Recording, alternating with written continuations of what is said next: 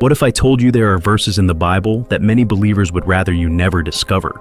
When you clicked on this video, you probably wondered, are there really passages so controversial that religious communities actively avoid discussing them? Here's the uncomfortable truth. There are dozens of Bible verses that challenge everything you think you know about faith, morality, and divine justice. These aren't obscure mistranslations or taken out of context snippets. They're direct, unambiguous passages that reveal aspects of biblical teaching most believers find deeply troubling. Today we're going to examine 5 of the most shocking verses that religious leaders often gloss over, ignore entirely, or desperately try to explain away. But before we pull back the curtain on these hidden verses, there's something you need to understand about the human mind, something that will explain why these passages have remained in the shadows for so long. We have this incredible ability to compartmentalize information that doesn't fit our existing beliefs. It's called cognitive dissonance, and it's particularly powerful when it comes to religious texts. When believers encounter passages that contradict their understanding of a loving, just God, their minds often perform mental gymnastics to either ignore the verse entirely or reinterpret it in ways that make them more comfortable. This psychological sleight of hand isn't unique to Christianity. It happens across all belief systems, like a universal defense mechanism protecting our most cherished beliefs. We humans are remarkably skilled at seeing only what we want to see, even when the evidence is staring us directly in the face. Religious communities have developed sophisticated methods of handling these uncomfortable truths. They'll claim verses are metaphorical when they seem literal, or insist they're culturally specific when they appear universal. Sometimes they'll simply avoid teaching certain passages altogether, hoping their congregations never stumble across them during personal Bible study. What makes this particularly chilling is that many of these controversial verses aren't hidden in some obscure corner of ancient manuscripts.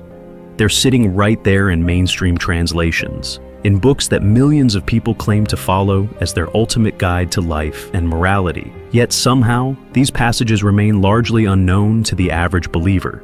It's as if there's an unspoken conspiracy of silence, an agreement to focus on the comforting verses about love and forgiveness while quietly sweeping the more disturbing passages under the proverbial rug. Introduction. There's nothing wrong with believers questioning what they believe. Believers know that challenges to the truth will come from the outside. That happened during the time of Jesus' earthly ministry.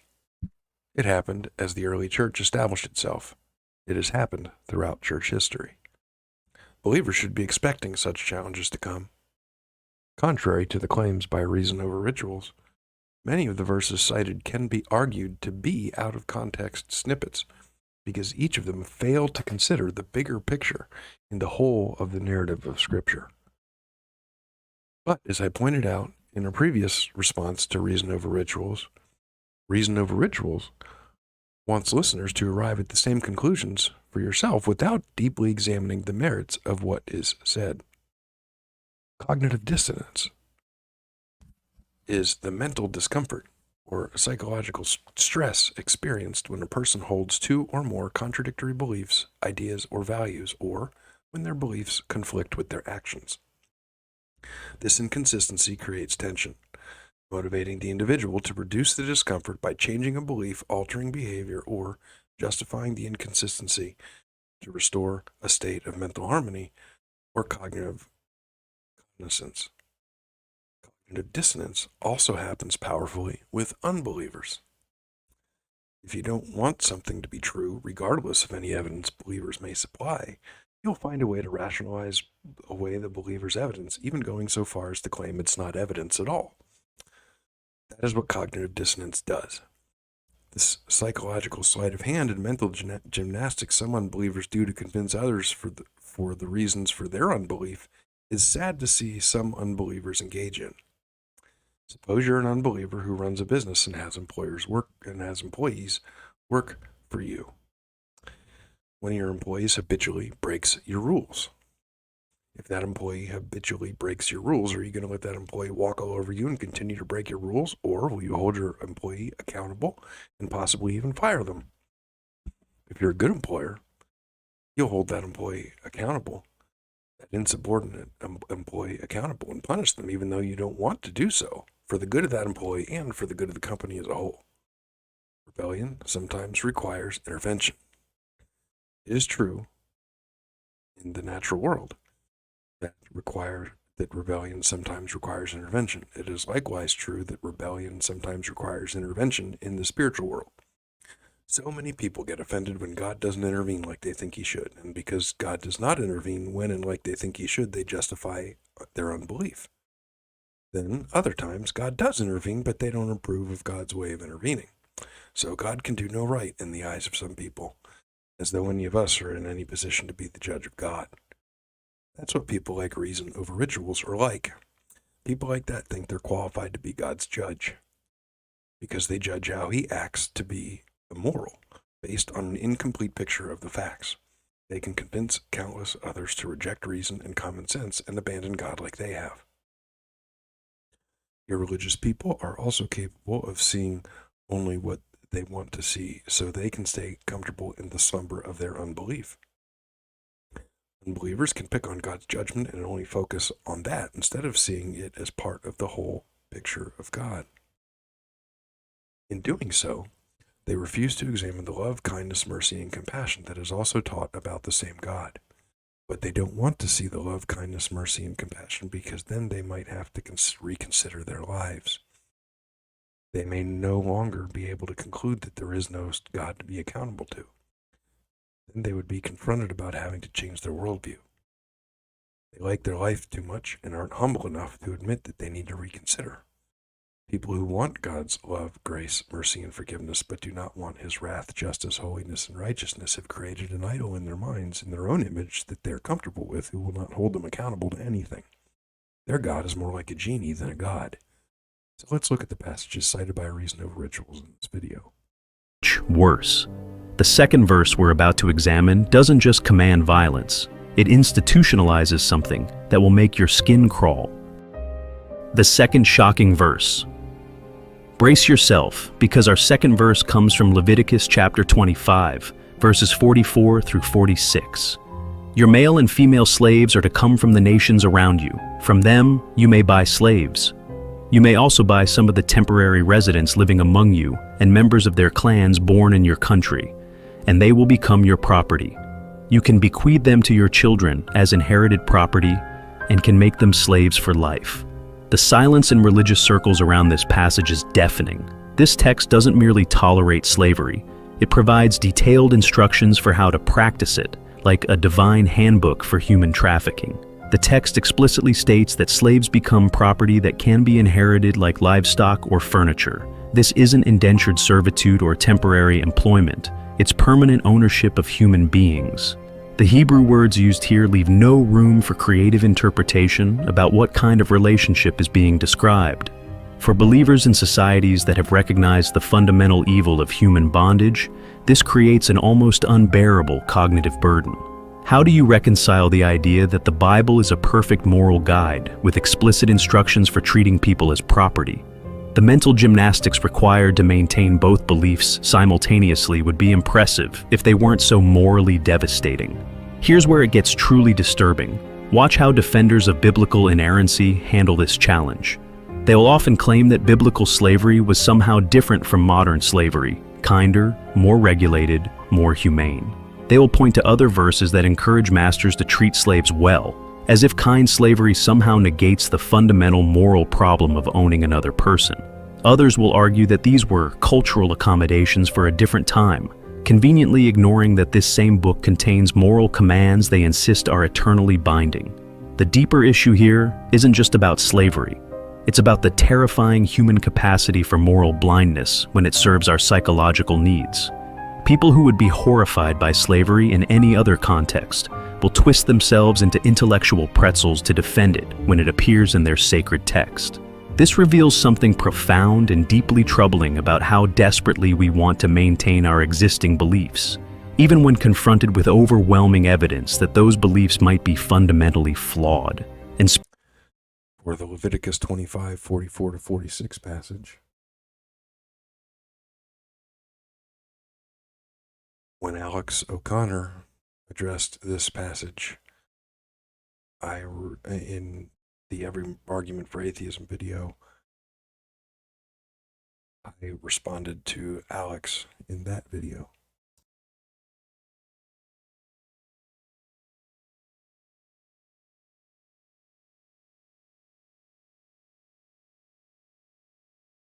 There's also a video by a Christian YouTuber, Inspiring Philosophy, who shows that the Levitical law was advanced for its time, but was never meant to be considered the ideal.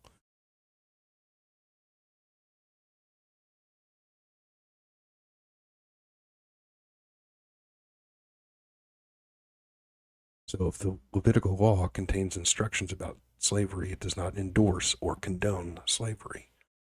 Reason of Rituals misses the point that just because the law contains instructions about slavery does not mean that God condones it.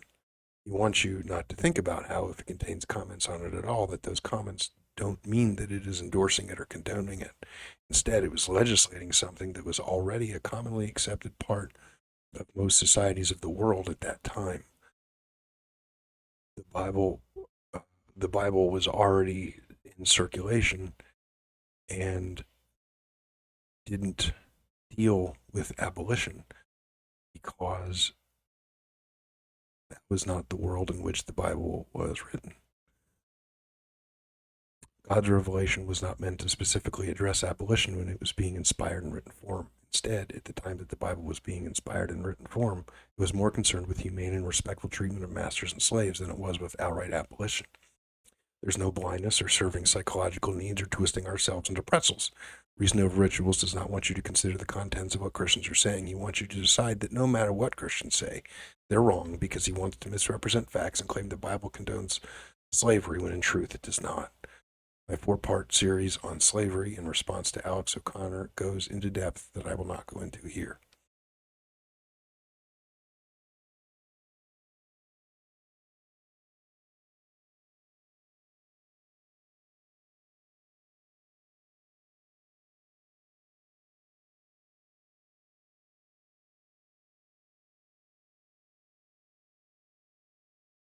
These verses isn't just their disturbing content. It's how they expose the incredible human capacity for self-deception when our fundamental beliefs are threatened. People who would immediately recognize the moral catastrophe of genocide, slavery, sexual assault, child abuse, and torture in any other context will perform elaborate mental contortions to defend these practices when they appear in their sacred text. This isn't because believers are inherently dishonest or intellectually inferior. It's because admitting these verses are morally bankrupt would require them to dismantle their entire worldview, brick by brick. The psychological cost of acknowledging that their ultimate source of truth and meaning might contain serious moral errors is simply too devastating for most people to bear. So instead, they rationalize, minimize, reinterpret, and occasionally just pretend they never read what's right there in black and white. The real tragedy is that this process systematically destroys people's ability to engage honestly with their own moral intuitions.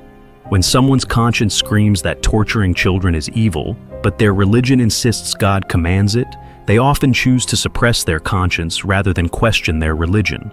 This creates a kind of moral numbness that can justify almost any atrocity as long as it comes wrapped in the right religious packaging. These 5 verses represent just a small sample of the biblical passages that challenge conventional religious teaching. There are dozens more that deal with similar themes of violence, discrimination, and moral complexity. The question isn't whether these verses exist, they clearly do.